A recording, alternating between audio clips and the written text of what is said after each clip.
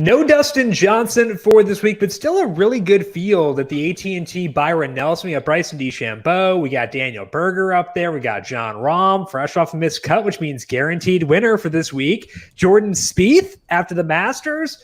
A lot of big names and a lot of fun names throughout this field. It does drop off eventually, but still a pretty good event for this week at the AT&T Byron Nelson and a brand new course with TPC Craig Ranch to get us set for this one. So let's dive on in and get you set for PGA DFS this week. Welcome on into the Heat Check Fantasy Podcast powered by numberFire. That's right here on the FanDuel Podcast Network and numberFire.com. My name is Jim Sonis. I am a senior writer and analyst for numberFire.com, joined here as always by Brandon Gdula. He is the managing editor of numberFire.com. Brandon, new course this week, which means we have no course history data to dig through. How you doing today? Yeah. Whenever we don't have course history, it's always, you got to do whatever research you can. And I'll talk about this more in a bit, but we do have what is now the Korn Ferry Tour. We have 2 championships played at this course from that tour. So we have some information, but not a lot. So anytime we have that, you ask me how I am, it's a little I'm scrambling a little bit, trying to figure things out. Sometimes I just kind of take a step back and play it a little bit more down the middle. But overall, like you said, it's a good field. It drops off, but I think it drops off very, very quickly.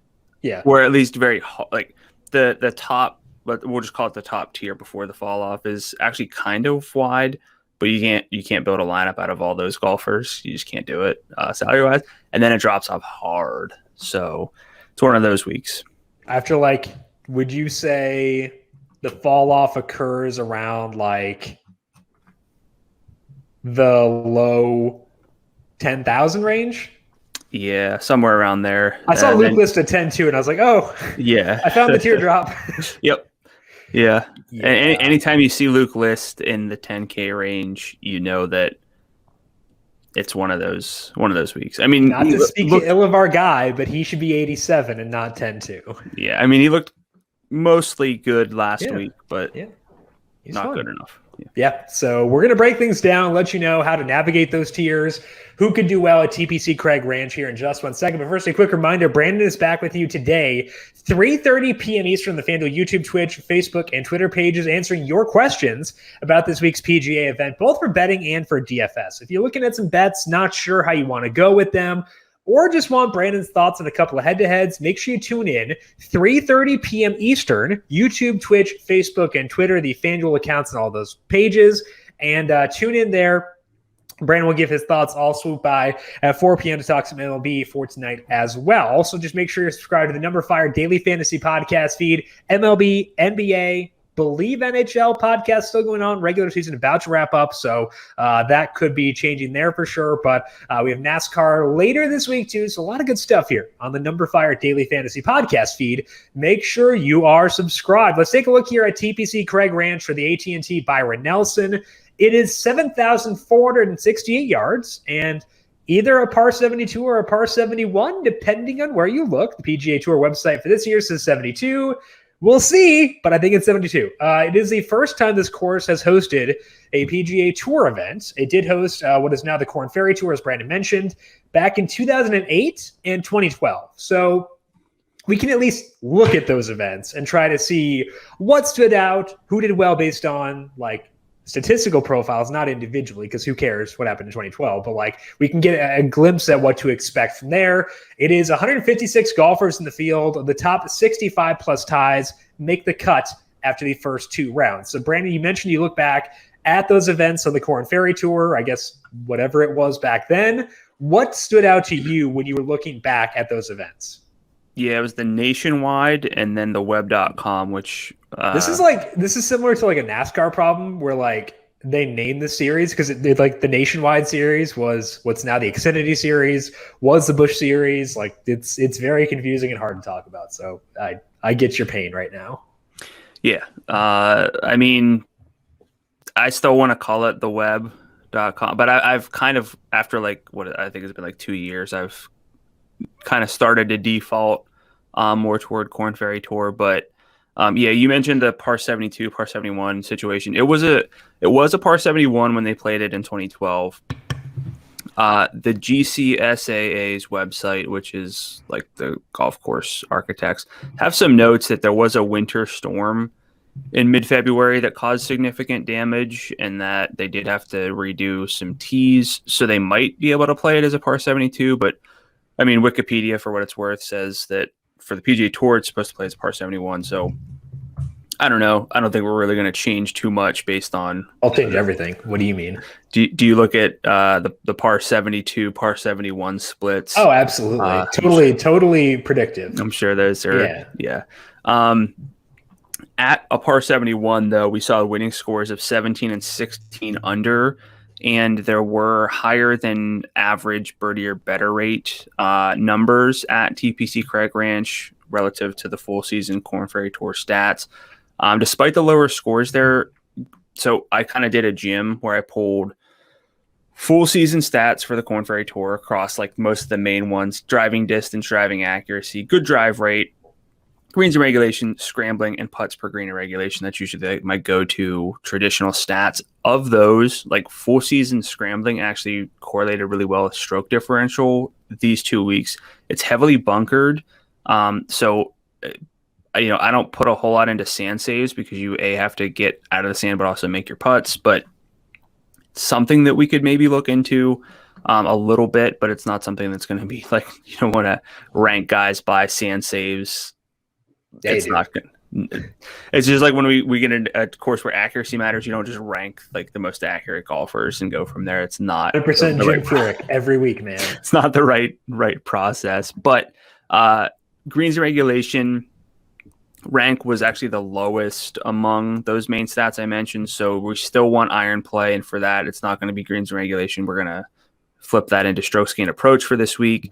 And of the driving stats, distance seemed most important, correlated better with success here in those two tournaments than either accuracy or good drive rate. And I pulled up my golf course apps that I have, looked at the course flyover.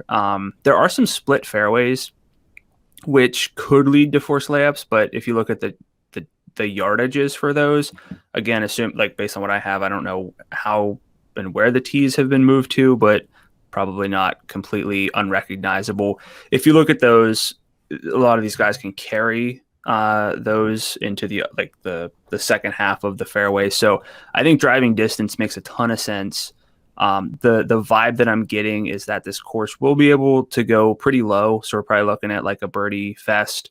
Again, we saw lowish numbers, 17, 16 under for the Corn Ferry Tour. So I'm looking at distance. So my key stats this week, I feel pretty okay about this just because it's a good process anyway. But stroke gain approach, driving distance, stroke gain around the green, which I don't usually look at, and not scrambling because that's not quite the same as around the green, and birdie or better rate. Those are my 4 key stats. I'm on a pretty similar list, just probably because I've read your notes, but also because like it just kind of makes sense that distance would grade out well because it is a longer course, and I think that if we're looking for guys who can make birdies, those tend to be the guys who are going to be longer. So I'm kind of double counting because I do have birdies or better gained as one of my stats here, but I want guys who can go long, convert on birdies. That does mean there's putting involved for sure too, but I just want to make sure they have the capability to go low.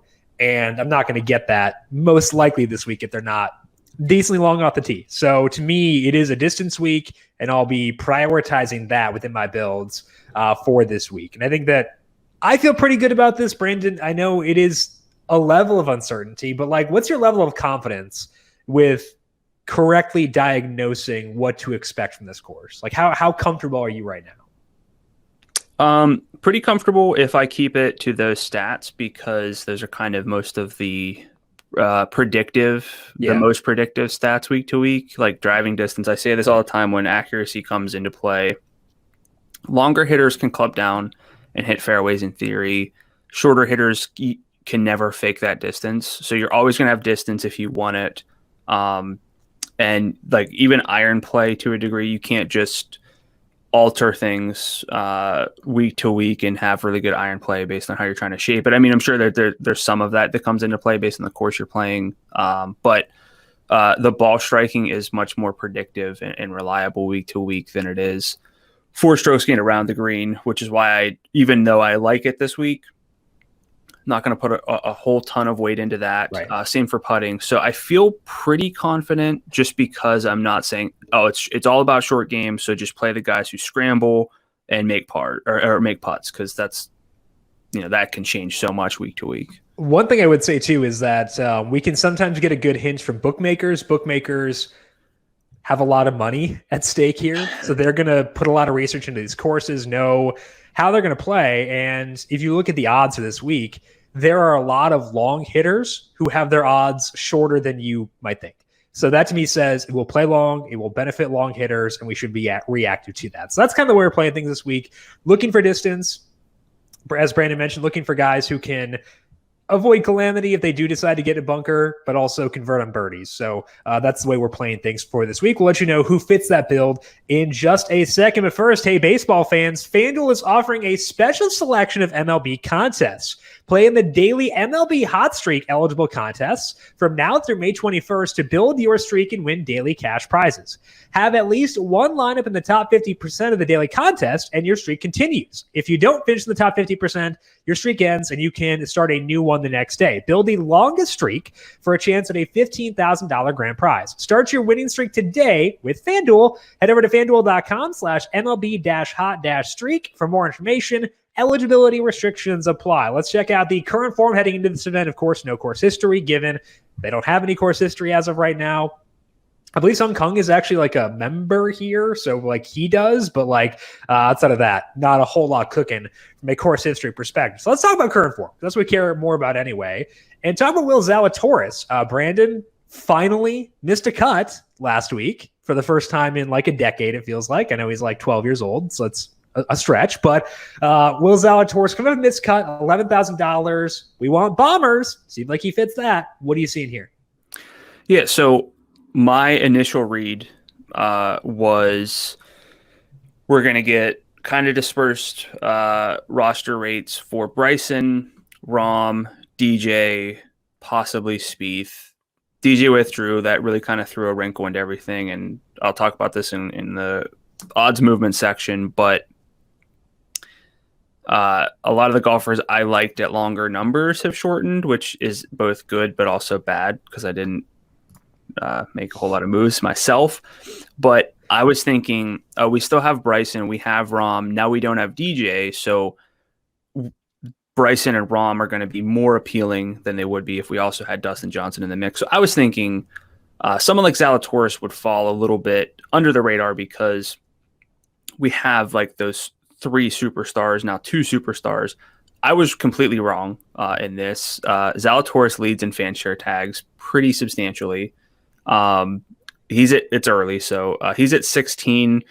Scotty Scheffler's at 11. So like, I think Zalatoris could easily be chalky. So I misread that, but that's why I wanted to talk about him because of the current form situation. So leading into the Masters, Zalatoris had 5 straight top 25 finishes, all from good data. It's not, just the finishes weren't fluky or anything. And it was really hard to argue with any of what he had going on entering the Masters. He finished runner-up there, as we all remember. But then since then, 42nd at the RBC Heritage, missed the cut at the Wells Fargo. He actually lost 4.8 strokes off the tee at the Heritage, which is a course that doesn't really reward distance so much, which is understandable. But missed the cut at Quail Hollow last week with totally neutral ball striking. So if you look at the pre-Augusta data, you say, oh, he's going to be great here. You look at the 2 more recent events, you say maybe something's not quite right. I don't know if I've convinced you of this yet, but we should trust the larger sample, the longer term form than the super recent form, especially if one of those courses is a course that doesn't really fit what Zalatoris can do best. So again, I thought we were going to get a bit of a dip here. I misread that. So now I'll just pivot it. If Zalatoris might be sort of the chalk at a reasonable salary of $11,000, how are you handling him relative to these bigger names at somewhat higher salaries, but also that 10,000 range that does have some appealing names as well. I guess I'm still skeptical he actually winds up being like super popular, just because like I think people do get wary of missed cuts. So I wouldn't be shocked if he winds up being less heavily rostered than it currently seems based on the fan share tags. And also the reason that maybe it's me like trying to justify the fact that I like Zalatoris a lot and like, oh, he won't be that popular, I can be fine. But like at the Heritage, the off the tee numbers are bad, but he still gained 3.4 in approach. He gained on the greens, which you don't necessarily expect for him. So like I wouldn't bank on that. But like gaining 3.4 in approach is good. Wasn't a disaster with his approach at the Wells Fargo. Didn't gain, like you said, but like, it was fine. So the more recent data on Zalatoris, not concerning to me at all, which means I can look at the longer term data, and the longer term data is great. So unless I get the read that I'm wrong in thinking that Zalatoris will be a little bit like less popular than he should be based on the fan share tags, unless like he continues to like run away with being the tag leader, then I'm comfortable going here. And I think that he's a pretty good option for this week. I guess like, I don't know. I wish we had like a study on how much like things dip based on missed cuts. But I think that Zalatoris, I think he's still a quality option. I can try. I did look at just because it's probably not the best time to bring it up, but you always want to look at like last year's winners, and we won't have a last year's winner, but I didn't really see a whole lot of a bump. I saw it being, some guys did, some guys actually dropped a lot in popularity. So maybe I can try to figure that out, but that would be a lot of work. Yeah, I think that he'll be less popular than you would expect, just because people will probably look at his player page and see the missed cut there. 48th finish before that too. Yeah, and what I think to me made me think that Zalatoris would kind of go under the radar is he's 26-1 on FanDuel Sportsbook still, even after the withdrawal from DJ. Yeah, Scotty Scheffler was 22 at the Open, moved to 20. Now he's down to 16. So I was thinking like, I love Scheffler this week. I'm still going to stick with him, but some other golfers were kind of getting that bump. Zalatoris really didn't. So when I pulled up FanShare, I was really surprised. But look, I think we can both say process-wise, Zalatoris, despite the 42nd, despite the missed cut, still really good for this week. I agree. I think that that's the correct way to phrase it. Let's talk about Sam Burns. Fresh off a win at the Valspar. And he should fit the course this week. Got some distance for sure, and that makes him worth discussing. Yeah, even at 10-8, which is a high salary, Burns super well rounded in his win. He did gain 9.1 strokes putting, which is not what you expect to project going forward, but he also gained 7.6 tee to green. It was his second straight week gaining at least 6.4 tee to green. Basically, he had a three event hiccup in March and early April where he was pretty terrible in a lot of facets, but even before then and since, he's been very good. If you include the three events where he struggled, Burns ranks 22nd in distance, 9th in approach, 2nd in birdies or better gained. Bentgrass is not his best surface, but he's still good there, 35th at Bentgrass putting the past 100 rounds. So I think that Burns makes a lot of sense this week. I might not get there with so many true studs right around him. I might want to get two above him before dipping down here. But like I would say that my phrasing of Burns is he makes sense this week, even if he's not like a priority for me. What are your thoughts on Sam Burns? Yeah, so looking at Burns, I was thinking, okay, so he's off Bermuda. We don't really want to play him off Bermuda. But as you mentioned, the Bentgrass splits were pretty good. And I actually remember now seeing that when I initially looked his way for my own notes. But kind of just speaking like bigger picture, Sam Burns is probably set up to have some sustained success on the PGA Tour because he's super long off the tee. He's got good irons, and he's actually a good putter. Mm-hmm. And so he struggles. He got the red flag in around the green play, but like that's a good profile. So week in, week out, I think Burns is going to be a little less like, oh, is it a long course? Is it a Bermuda course? That's when we play Sam Burns. I think he's kind of shifting out of that. And so that makes him really appealing. I would probably still stick. So based on my long-term data, which is adjusted for field strength and recency, it's basically Burns, Siwoo Kim, Sergio Garcia, Ryan Palmer, Harris English, Jason Day. They're all, well, English is out ahead, but they're all like almost identical in that number. Yeah. So that whole 10,000 tier for the most part, really hard to differentiate between. I'm probably leaning Siwoo Kim, but I wouldn't fault you for Sam Burns either.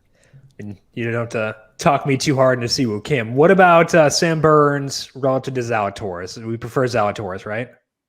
I think Zalatoris is closer to the Scotty Scheffler Brooks Koepka tier than he is to this tier. Yeah, I agree. I think that's fair. I think that I might be a little bit higher on Burns relative to the non-Zalatoris guys. Like I'd probably prefer Sam Burns over Siwoo Kim by a tiny bit, but I like Kim as well. It's not a disliking Kim situation. It's a liking Burns situation. So I wouldn't be shocked if I wound up having Sam Burns in my player pool, but I do think that I'd rather just get to Zalatoris more often than not. Yeah, it's tough because we are looking at a week where we do like the 10,000 range, which typically means we can kind of forego the top a bit. Right. But with how top heavy this field is, it's not really that kind of week. So this isn't like, oh, it's a near major or a major and the 10,000 range is loaded. They're appealing names, but I still think this is probably a week where we go top heavy and bottom heavy and kind of overlook that middle tier that we generally talk about most. I don't want to look back on my lineups and say, why did I go so hard at Siwoo Kim when I could have gone with Scotty Scheffler? Yeah. Zalatoris is his salary is 300 more, and nothing against Siwoo Kim. I said, I think he's number 2 behind Burns in that tier for me. Yeah, these are the types of things that I need to be better. I will do this in hindsight and say, oh, that was such a dumb move. I need to do that pre-sight. Yeah, like what's the opposite of hindsight? Foresight. There we go. Figured it out. Yeah. Not an English major. I am, but I know, but I wasn't. So journalism didn't help me with hindsight versus foresight. So let's move on to a couple of lower salary guys, because we will need some cheaper plays if we want to get to guys like John Rahm and the other ones up there for this week. You're going to talk Brandt Snedeker. I'll talk Keith Mitchell. They're both in the low 9,000 range. What do you see with Snedeker at $9,200? So Snedeker is not who we would think of if we're talking distance, right? We know that 8th percentile and distance gained over the past 100 rounds on the tour. So I wanted to bring him up because he's sort of there are angles to like him. There's an angle not to like him. How important is distance? Do you cross everyone off who's not long? Like that kind of a thing. So Snedeker at 9,200 also drew my eye because his odds have shifted from 90 to 1 to 70 to 1. So that's pretty substantial, I would say. And he has some good finishes recently. Of course, we're talking about him in this section, but 6th at the Valero Texas Open. So obviously Texas course, it's at least an angle this week. I've kind of pulled up some college numbers or where guys went to college and some like where guys live or are from, just hoping for anything this week because there are a lot of unknowns. But 6th at the Valero, 42nd at the RBC Heritage, 11th at the Valspar. Those are his only starts since mid-March, though, but I'm kind of okay with it because he's older and doesn't need to play a ton for us to know who he really is. But he does play the Valero Texas Open well, which, again, is that angle. He's got 4 top 25s and 4 tries, so kind of fits there. Again, not long, which is a big possible problem. You can't overcome it. Snedeker would overcome a lack of distance everywhere he plays, though, so it's not like he's going to be used to this. And despite that lack of distance, he's still a birdie maker. He's in the 70th percentile in that category over the past 100 rounds, according to Fantasy National. He's an elite bent grass putter, ranking in the 97th percentile there. Just an amazing overall short game. We know that's what Snedeker can do. Scrambling, again, did kind of seem important, or more accurately, golfers who scrambled well over the full season in those Korn Ferry Tour years actually played well. So it wasn't that they scrambled, it was that kind of archetype as you would kind of put it. So I think with Snedeker, you can make a case that he would do well here despite that lack of distance. So I think the big question for Snedeker is like, and this is a big picture, is a lack of distance a cross off this week? For me, it's not, but it's close. So I would say a lack of distance is not a cross-off, but being actively short Yeah. is a cross-off. And I think Snedeker fits in that camp. Yeah. Like Matthew Fitzpatrick, I'm not going to rank him super high this week, but he's not a cross-off. He's not super long. Siwoo Kim is not super long. He's not a cross-off. Harris English is not a cross-off. He's not super long, but none of those guys are like actively short either. Yeah. That's kind of the difference maker for me, whereas Snedeker, he's short. Like, we can say that pretty definitively. So I would say there is a threshold you must meet. If we're still in NFL draft mode, there are like thresholds athletically you got to get to. I don't think Snedeker gets to the threshold for me. Yeah, I think I'm there, even though I can talk myself into it because there is that unknown. You're looking at someone who's performed well in Texas, has a lot of rounds of golf under his belt, but it's surprising to see the line move for him from 90 to 70. Same for Matt Kuchar from 65 to 55. So are they, at least in name value, better golfers than some of these other guys around them? Probably when they're playing at their best, but it goes back to how confident are we that we have the right feel for this week. So yeah, I don't know. I'm probably confident enough to not go there. Yeah. But I think that's the difference. Again, Harris English, fine, cool. Like, he's not short. These guys are. So I would need to be like a strict accuracy course to get there. And I don't think this will play like that this week. So that's the difference maker for me.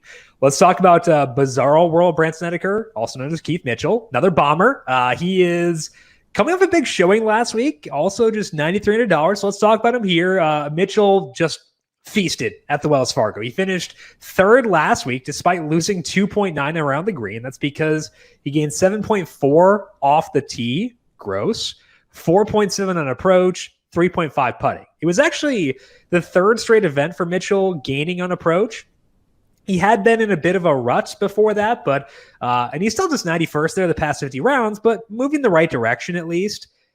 I just have a hard time truly buying into Mitchell despite the good finish and the course fit, because the approach has not been, I would term it as being sustainably good, and he's not a good bent grass putter. When you add in the potential for popularity, when you compare like betting odds versus salary, he's kind of not going to make the list for me. So Mitchell, probably someone I'm staying away from, despite the fact that he's long. What about you, Brandon? Are you in on Keith Mitchell for this week?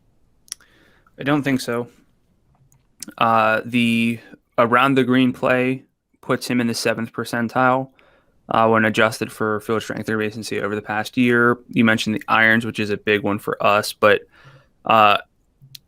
not a good scrambler, which generally correlates with around the green play. Not necessarily good at getting up and down from bunkers, which is probably going to be important. I think what I should probably clarify with the sand saves discussion, you're not going to win a tournament that might go like 20 under by getting up and down from the bunkers, but you can make a cut by getting up and down from the bunkers. And so that's kind of, it's more important for these more value guys than it is at the very top. And you mentioned not a good bent grass putter. So there's a lot that could go wrong. Now, there's a lot that could go right because he is 79th percentile in birdies or better gained. We know, like, at his peak what he can do. But I think there's too many question marks, too many red flags to go at Keith Mitchell just after what we saw from him last week. I think the other part of this too is that although like this is after the teardrop, there are golfers I'm more okay with, I would say, than Keith Mitchell in this range. Like, I don't want to like load up on Sebastian Munoz. I don't want to like go crazy on Doug Gim, Thomas Peters. Texas guys. These are all my guys, man. See, yeah, I mean, not Thomas Peters, but I feel better. I feel better about them than I do about Mitchell. So when I'm in this range, I'm just going to gloss over Mitchell and go with them instead. So that's kind of where I'm at for this week. So we talked a lot about bookmaker odds. Obviously, things have shifted a lot because DJ withdrew. As of right now, Bryson DeChambeau, the favorite to win at FanDuel Sportsbook, he is 7-1. John Rahm is plus 850. Jordan Spieth is 10-1. Then there's a dip down, so kind of like a tier 3. Then Daniel Berger is 14-1, although we might put Berger a little higher, but Brooks Koepka, Hideki Matsuyama, and Scotty Scheffler all 16-1. Matthew Fitzpatrick 18-1. Another tier drop down to Mark Leishman and Will Zalatoris. They are both 26-1. Sam Burns is 29. Ryan Palmer, Sergio Garcia, and Siwoo Kim round out the top group here at 35-1. So with no DJ, Brandon, what is the optimal way to build rosters for this week in your mind? I think it's going to be to get either Bryson or Rahm. Kind of take your pick there. Okay. I think for me, it's Rahm I know for me, it's Rahm from a process standpoint, just because they're virtually identical aside from the irons, which are better for Rahm. Bryson's a little bit better with the putter on bent grass, but I would rather take Rahm. Bryson's irons were really bad last week overall. So I'm going to go with Rahm as, if I'm building like what I think the best construction is. Rahm, one of, take your pick between like Berger if you can make that work. I really like him this week, but Brooks, Scheffler, Zalatoris, one of those guys. And I'm just okay with the 8,000 range. I'm not going to be in that low 9,000 range very often, just because I don't see it's one of those weeks where the low 9,000 range is not discernibly different than the 8,000 range for me. Even the mid or low 8,000 range, I think it's pretty comparable. So I want to get as many of the studs above 10K as I can. Yeah. So realistically, it's probably going to be 3 above 10K and like 3 below 9,000. I think the way that I'm looking at it is I need at least 2 guys at $11,000 or higher. So Zalatoris and above. Like if I go with Rahm and Zalatoris, I've got 9,200 left. I can get back up into the 10,000 range there, because there are some guys in the like lowish 8,000 range or low to mid 8,000 range who I actually don't mind. I can get back up to the 10,000 range there. So I think I'd like to do so. At least 2 at 11,000 or higher. If I can get a third above 10,000, I'd like to do so. So it seems like we're on the same page this week, where the win equity is mostly absorbed by the top of the group. Therefore, like we talked about trying to get 6 realistic winners in this week, you're not going to get 6 no matter what. So I would say make sure you're getting 3 guys with decent win odds, 2 guys with really good win odds, 3 with decent, and then use the other 3 to increase your upside elsewhere. That's kind of the way that I'd be looking at it this week. Yeah, I mean, I'm a big proponent of try not to waste too many of your roster slots on golfers who don't have a whole lot of win equity. And I know that like these guys pop, right? Like the value guys can pop. Just look at last week with Keith Mitchell, Luke List, like Aaron Wise. It happens, but you're looking at the 3 or 4 who do hit out of like 100 who are down there. Right. And so I always feel a little like too cautious by saying, oh, don't build too many like Keith Mitchell lineups like last week, not like just from a salary standpoint. Don't. And I like Luke List. I think he was 8,200 last week. I said like I like Luke List, but he's not going to win. He didn't win, but he was close. Yeah. So, but if you build like that's one of the, let's say 10 golfers I was considering down there. For every lineup that I have Luke List where he hits, like I have like 9 others where it's someone else who missed the cut or was terrible. So I think for me this week, even though I try to say get 6 to 6 winners, I think for me the winner actually might come from that lower range. And if not, it's going to be like Bryson, Rahm, Berger, Spieth, like Scheffler, those guys. So I'm kind of okay living above 11 and below 9. Like I said, I think I just built a lineup there. I think that's the best way to get access to that win equity anyway. I agree. So I think that's probably will wind up on the same page there. Obviously with DJ withdrawing, the odds kind of got thrown in a blender. But which things have moved in a significant way in your mind since things opened? So I just kind of threw out the opening odds because, why bother? Yeah. But since DJ withdrew and I repulled those numbers, which I think is probably more predictive anyway, Scotty Scheffler moved from 20 to 16. He was 22, was already moving a little bit to 20. And I know that because I was in on Scheffler at 22. So he's 16-1. I still like him there, but it's getting to be kind of tough at that point. Jason Day, also like him, 55 to 50. Aaron Wise, Matt Kuchar from 65 to 55. Carlos Ortiz went to North Texas. Irons are ice cold, but other than that, a lot to like. He moved from 70 to 60. Ricky Fowler, 70 to 65. Doug Gim was 90, then was 80. Now he's 60. That's pretty wild for someone who has the putting splits he does. I love the ball striking. I like him. Brant Snedeker, as I mentioned, 90 to 70. Ben Martin, 120 to 100. And then Wyndham Clark, 150 to 120. Clark fits from a big hitting perspective. So you were talking about doing this research on college stuff. Do you happen to know the mascot of North Texas? Is that the Mean Green? Heck yeah, man. So Carlos Ortiz, the Mean Green, what are his putting numbers? I feel like this should be an angle. They're not great. Okay, so he should go back to North Texas, reevaluate, become like a Denny McCarthy type guy, and just like build around that in order to like fit with the mascot. I think that's pretty necessary. Like really play up the mean on the green angle. Exactly. Well, I mean, Sebastian Munoz went to North Texas as well. Oh, were they there together or no? Ortiz, and I don't know this off the top of my head. I just looked it up yesterday. Ortiz, I think, graduated 2013. Munoz, 2015. They were 2 years apart. But okay. Munoz about neutral on the surface. So I think both would recommend just lean into the mean green thing. We need like a not, I don't know, like a more neutral adjective than mean. Cordial? Cordial green? Yeah. Cordial green. North Texas cordial green for Sebastian Munoz and Carlos Ortiz. Okay, weather for this week. We talked about there being a wind advantage last week. That did wind up being the case. Could see something similar for this week, not quite as extreme. But on Thursday, winds are relatively even. They start off around 8 miles per hour, then dip to 6 miles per hour for the afternoon. Friday is actually the opposite of that, except more extreme, where winds start off at 5 miles per hour and then increase to 12 miles per hour in the afternoon.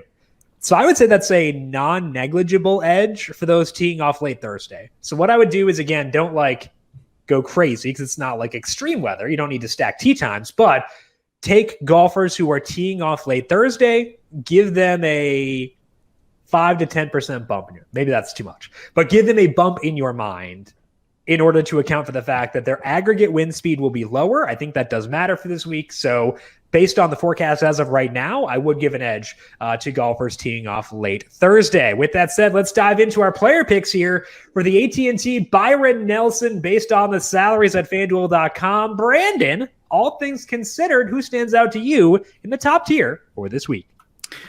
I have Daniel Berger. I probably should have pivoted to Bryson after what we talked about on the show. I think you still can. Yeah. It's our show. Yeah, but I won't be as prepared. Like, I love Daniel Berger. I think I'm going to pivot because I think.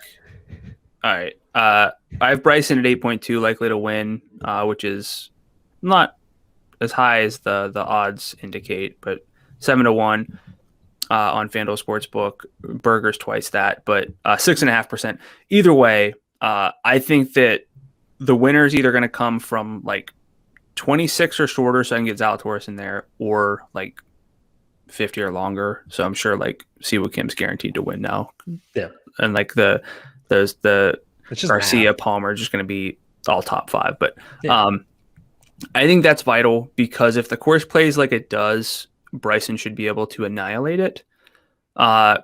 Best off the tee player, unsurprisingly, over the past year when adjusted for field and recency, 99th percentile and driving distance gained, trailing Cam Champ. Never forget that. I think they waver, but Cam Champ nobody cares about Cam Champ's driving, but everyone cares about Bryson. Cam Champ's not like not as big of a weirdo. He should be weirder, and then people would care more. Cam Champ's really cool. I know, he should be weirder, though. Like, no one cares about cool. Be weirder.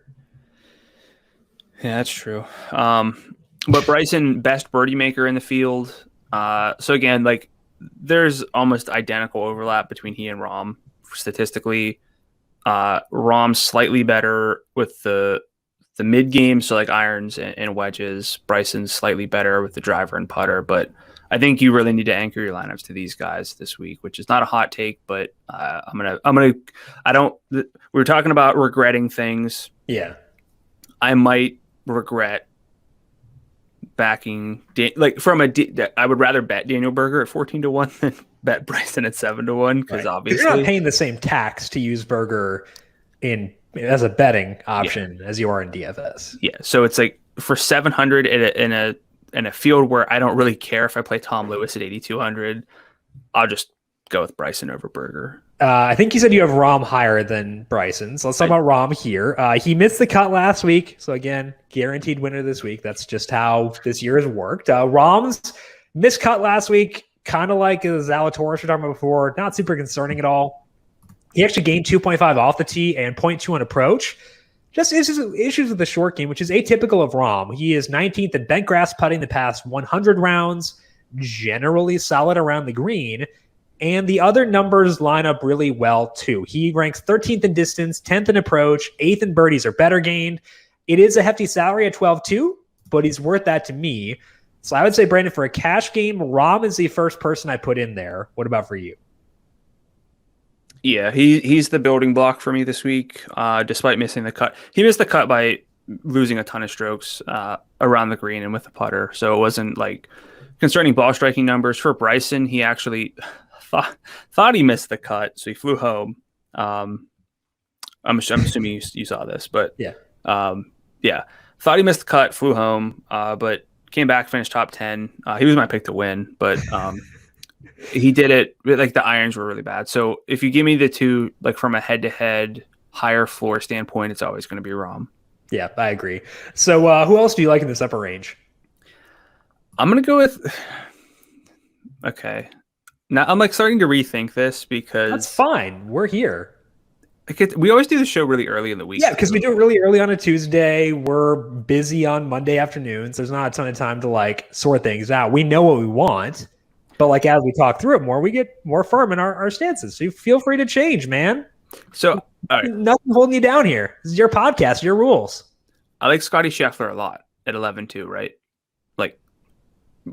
And the reason I like him, we're gonna go middle school on it. Yeah, I sent him a note. If he likes check yes or no. But the odds are moving down, which is really nice to see. Of course, the salary doesn't change, but I like him. I'm gonna stick with Scheffler because I can't keep saying I'm gonna go up, but I'm gonna talk about someone briefly who I'm alluding to here. Okay. Played college at the University of Texas.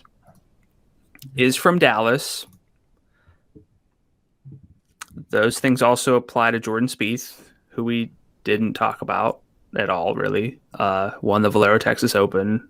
Plays like he's back. We just kind of haven't talked about him. So I'm thinking, is this a week where I look back and say, oh, I played Scotty Scheffler at 11-2 instead of finding an extra 600 in a week where there's a lot of value or not a whole lot of difference, and I didn't play Jordan Spieth. Could feel like a really big donkey move, but I like Scheffler, and here's why.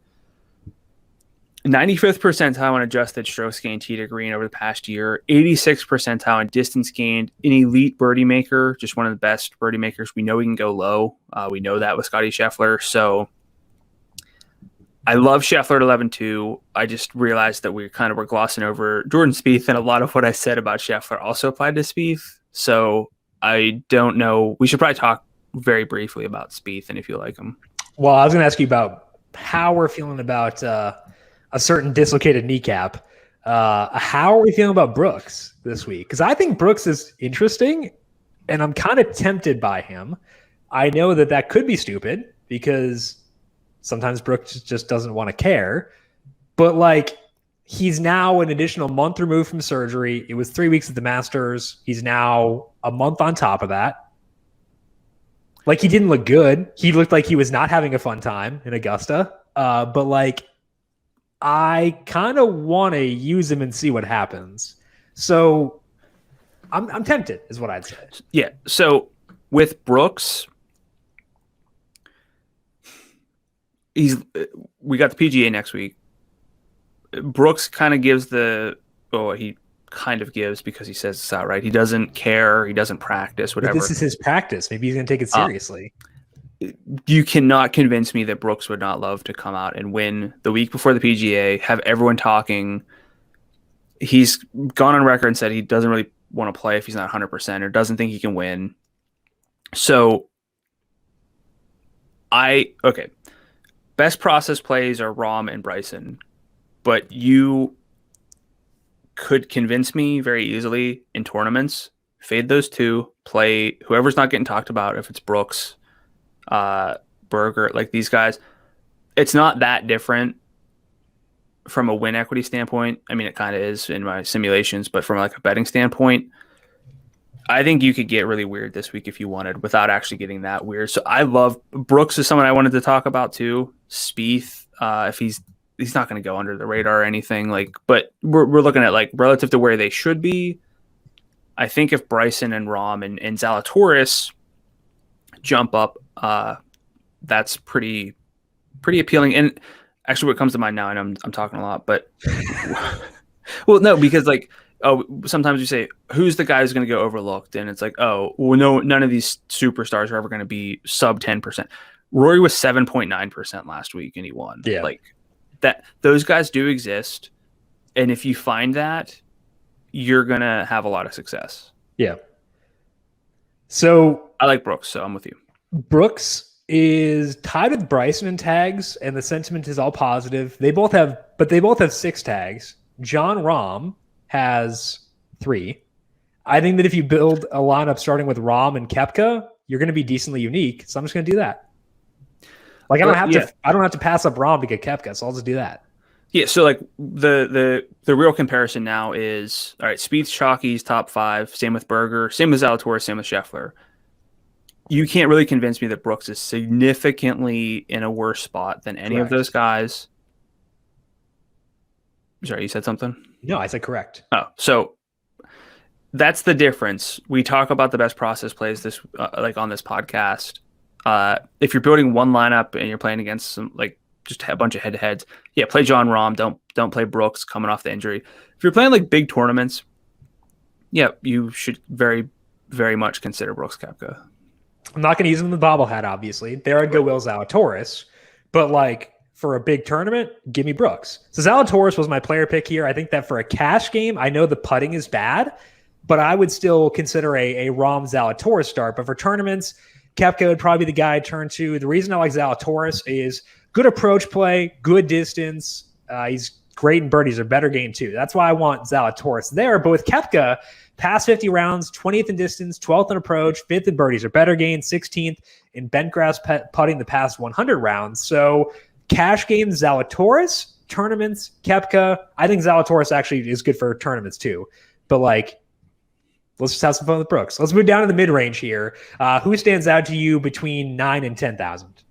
Taylor Gooch, as always, basically 9,900.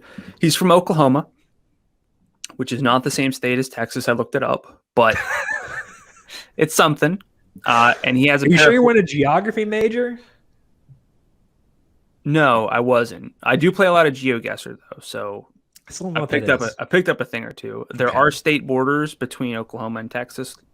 Just trust me on that. Okay. But he has a pair of 4th place finishes at Houston, so you wouldn't really know it that they're not the same state. So I think the narrative fits well enough. I'm taking it. It's our podcast. And frankly, Gooch just has those all-around stats. That's why we talk about him just about anywhere. 75th percentile off the tee, 86th approach, 56th around the green, 88th in putting. And he's above average in distance gained in this field, 63rd percentile, and bent grass putting, 74th percentile. So the bigger question is, am I going to be building around golfers at 9,900? I would say not frequently. But if I can't quite get back up to that 10,000 mark, I'm okay with Taylor Gooch at 99. I considered Gooch as well, and I think that Gooch makes a lot of sense for this week. So I'm okay with him if I do wind up, like if I wind up at $9,900, I'm okay with it. Building a lineup and I had 10. Do you have any thoughts on Aaron Wise at $10,000? I think it's just like not the best range, and we don't have to. His putting's always really bad. Okay, perfect. So let's talk about Thomas Peters instead. You're helping me build my my lineup here. This is helpful. Against me? Thomas Peters. What's that? Is it the lineup against me for our weekly head-to-head? Maybe. I don't know. Who Well, can then say? play Aaron Wise at 10,000. I think he's a great play. Okay, perfect. Thomas Peters, we have not seen him play much recently, but I think that with Peters, that's always the case. So I worry about some guys after a long layoff. With Peters, like, he's perpetually in a long layoff. Like, I think he enjoys life. So good for him.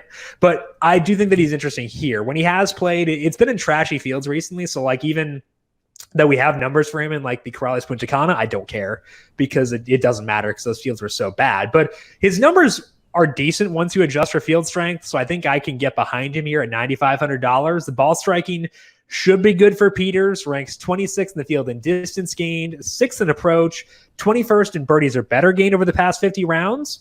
And some of those came at the US Open, which was a long time ago, but there he gained 10.6 strokes tee to green. He lost 4.2 on the greens to give it all back. But if we look at some like tougher, quote unquote, tougher fields Peters has played this year, so like not overall Euro Tour events, but like tougher ones, 41st in the Abu Dhabi HSBC, 27th at the Omega Dubai Desert Classic, 10th at the Saudi International. And like those had some good guys in the field. It's not the best profile, but it works for me at $9,500. Brandon, what are your thoughts on Thomas Peters this week? I like him. He's long off the tee, 82nd percentile on the PGA Tour when he does play. Just elite ball striking overall. Not a good, like the putting is what really kind of is the problem. 31st percentile on bent grass. It's not a huge sample for him, but at the salary, I think he's one of the better plays in that range. And that's kind of the best I can say. I really just haven't looked at the 9,000 range a ton because I'm not going to be building lineups through it. Yeah, I don't blame you. Who else do you have here, given that ringing endorsement of the range? Like it's even less about like, all right, so I would build lineups with Gooch, Peters, and this guy here, Doug Gim, the guy you're about to talk about, Sebastian Munoz.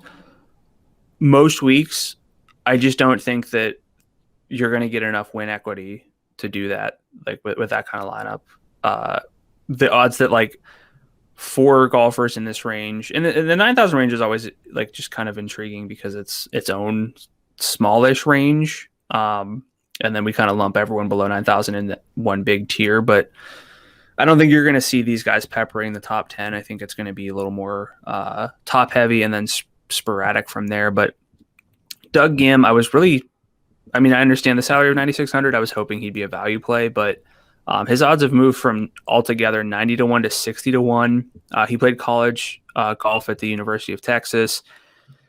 This is a prerequisite to be loved on the heat check, but he's lost an average of 4 strokes putting over his past 5 starts. But he's back on bent grass, which is a positive surface for him. That's something that will be important at this time of year when we're swapping over from Bermuda to a bigger mix. Mm-hmm. His ball striking stats are really strong right now. He's gained strokes from approach play in 10 straight events and from off the tee play in 7 of those 10. The short game can get him into issues, but we're seeing good line movement on him, which isn't always something I care about. I liked him before that, but we got the Texas angle, got the ball striking angle, so he's one of the top plays in this range still, no matter what. Where do you view Gim relative to Thomas Peters, as they're both $100 apart? I would say Gim over Peters. Okay, that's fair. I'd probably go Peters by a hair, but like there is a lot of shakiness there because we've seen Gim recently and he's been really good. And Peters we have not seen at all, so I understand, but I'd probably go Peters by a tiny bit. I also in this range like Sebastian Munoz. He's not a bomber off the tee, and he has missed 2 straight cuts. So that's rough, but I still think he grades out well enough to check him out here at $9,400. The missed cuts are a bit concerning because they came in part due to, I would say, mediocre ball striking. He lost 0.8 on approach at the Wells Fargo, 1.9 at the RBC Heritage, but like just last month, he gained 4.5 in approach at the Valero Texas Open. Texas, there you go, Brandon. He also gained 1.4 off the tee at the RBC Heritage, so I'm not going to throw out the longer-term data. Like I think the times in which you do that is when they appear broken, like Matthew Wolff a couple of months ago appeared broken. Sebastian Munoz doesn't appear broken. So I'm still good with the longer term data. He is Munoz is 24th in approach the past 50 rounds, 23rd in birdies or better gained. He is good enough from a distance perspective in 58th. He's also about neutral as a putter on bent grass. So at $9,400, an area where everyone has their flaws, I would rather go with Munoz's flaws than other people's flaws.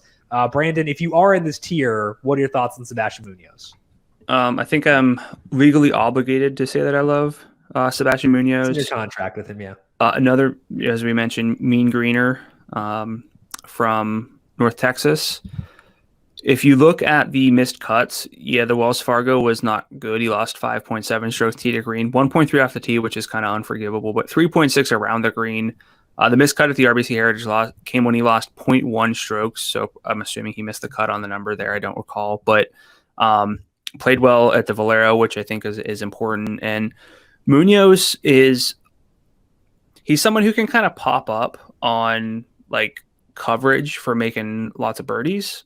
He is in the 78th percentile in birdie better rate gained over the past 100 rounds. So I like that. And this is a very important stat. I talked about scrambling before, 69th percentile, and then also 69th percentile in weighted and adjusted strokes gained around the green. 100% Sebastian Munoz. Yeah. You've convinced me. What more could you need other than that? So Sebastian Munoz, guaranteed winner this week. You already guaranteed someone else too, John Rahm. They can both win.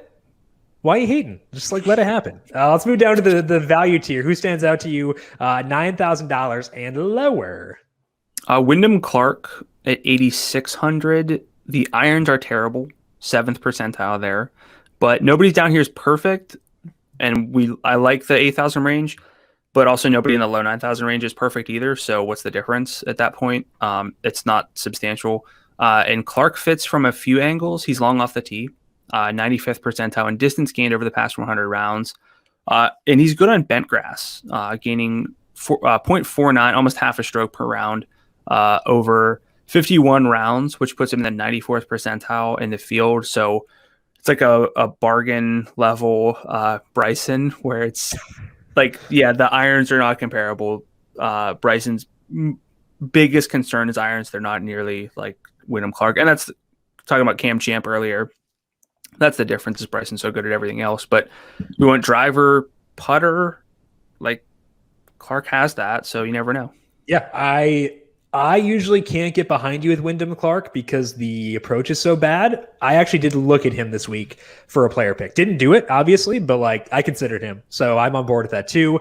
Also like Seth Strocka. He's $8,800. He's kind of sneakily well-rounded as a golfer for this event. Ranks 33rd in distance, 41st in approach, 37th in birdies or better gained, and 24th in bent grass putting. So he's not a standout anywhere, but there aren't any massive weaknesses based on the stats I'm looking at. Straka has had some issues with his irons recently. He did lose 4.6 in approach at the Wells Fargo. That was his third straight event losing strokes there, but he does well enough elsewhere where, let's say he has an event where the approach isn't good. He can sometimes make up for that elsewhere by being good in other aspects of his game. So it is a concern, and that's why he's $8,800, but I still think that there is enough there to feel good about him at that number. Brandon, did the recent iron numbers scare you off of Seth Strocka? A little bit, but 68th percentile in weighted adjusted strokes gained approach. So not an auto lock, but good enough. That's over the past year. The wedges and the scrambling's not particularly good, but he is 91st percentile in birdie or better rate gains. So I think you could do a whole lot worse than Straka, who's someone I'm usually on. Yeah. But it's usually because the iron play is good. It hasn't been for a while. Hopefully, just trust long-term data, baby. Who else stands out to you down here in the value range? Tom Lewis, 8,200. I think he's long enough. 81st percentile there. He's good just overall tee to green. 78th percentile, which is one of, if not the best marks below 9,000. And again, his salary is 8,200. Some good sand splits, which is intriguing. That could come in handy this week because there are a lot of bunkers. For this angle, that hasn't played well in Houston. Actually lost 9.2 strokes from approach in November. I don't think that's predictive, but overlooking that, I think the distance, the sand splits. I think there's enough at 8,200 if it's getting me access to another superstar. And $8,200 is low. Like that does make a difference.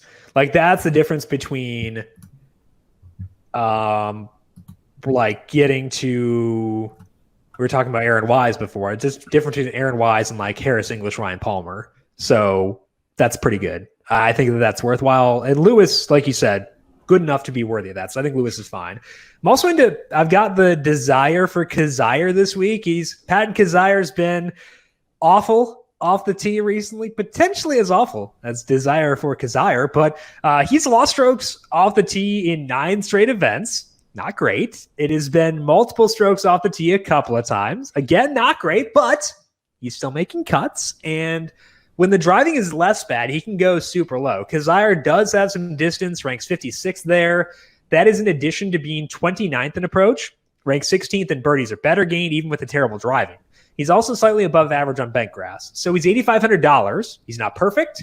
The off the tee numbers are concerning, but I think he can get the job done for this salary. So Brandon, what are your thoughts on Pat and Kidzyer this week? I like him as an other to consider. He wasn't one of my top 2 picks down here, but he was one of the top 5. I have him as the best long-term player over the past year at a salary of $9,000 or below. Above average, so 58th percentile both in distance gained and bent grass putting over the past 100 rounds. So I think there's enough from Kidzyer to be in. So we have kind of a lot of names down here that I think are justifiable plays with Wyndham Clark, Tom Lewis, Kidzyer, Strocka, James Hahn, Pat Perez, even though he's not long, not super short necessarily. But again, lots of names down here. I feel better about this range than I do trying to jam in those guys in the low 9,000 range. Like obviously, if we were ranking them straight up, we'd prefer like the Sebastian Munoz, Thomas Peters type guys. But when we talk about the savings we get on these guys, the gap in the savings is bigger than the gap in the talent is the way that I'd phrase that. So I think that the top heavy approach, 3 studs, 3 values, the way to go for this week. Let's finish up with win picks. I think my guy has withdrawn 2 consecutive weeks. I had Webb last week. Whoops. I think I had someone the week before that too that forced me to pivot to Sungjae. Maybe that was 2 weeks ago. But either way, I've been a curse as far as withdrawals go. So I'm going to let you go first, and I'll try to figure out who I'm putting my hex on. I'm picking Brooks. So maybe that's like he'll be one of mine. But to figure out the other person I'm going to curse outside of Brooks.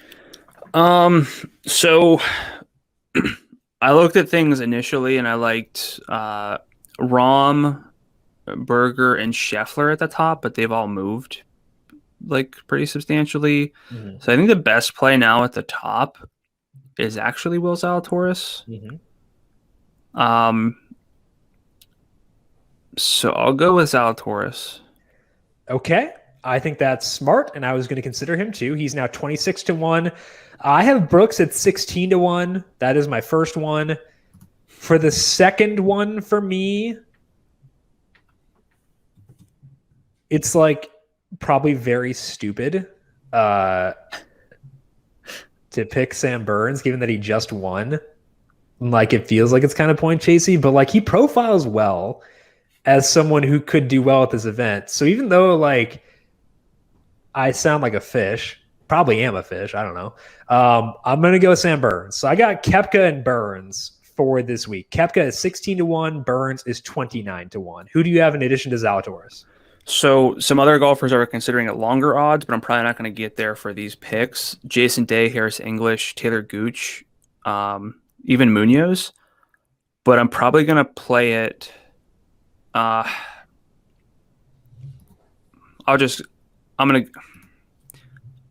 It's between Berger and Scheffler. I think Berger's the better value at just 2 more points. Okay, so you have Berger and Zalatoris. I have Koepka and Burns for this week. So either Koepka or Burns will withdraw by Thursday morning. Keep that in mind for sure. Brandon, any final thoughts for you before we close up shop here for the AT&T Byron Nelson? If you have it's like some inside information about the course and you know that everyone's getting it wrong, because I think distance is kind of the prevailing presumption for this week. Like, it's awesome, but I think if we don't have that, distance in irons is never really a bad start anyway.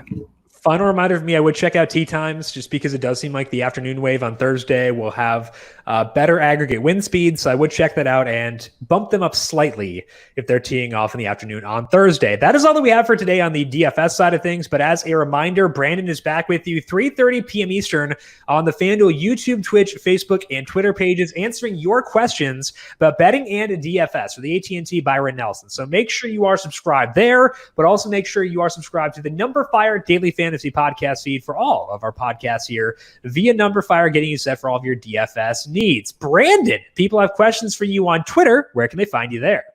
I'm at Gdula13, GDULA13. And I'm at Jim Sannes, JIMSANNES. You can also follow the FanDuel Podcast Network at FanDuel Podcast. Big thank you to Calvin Theobald, our video producer, for running the video side of things here today. Thank you, Cal, as always. And thank you to everyone for tuning in. Good luck to you with your lineups for the Byron Nelson. We'll talk to you once again next week. Another major in our lives. This has been the Heat Check Fantasy Podcast, powered by numberFire.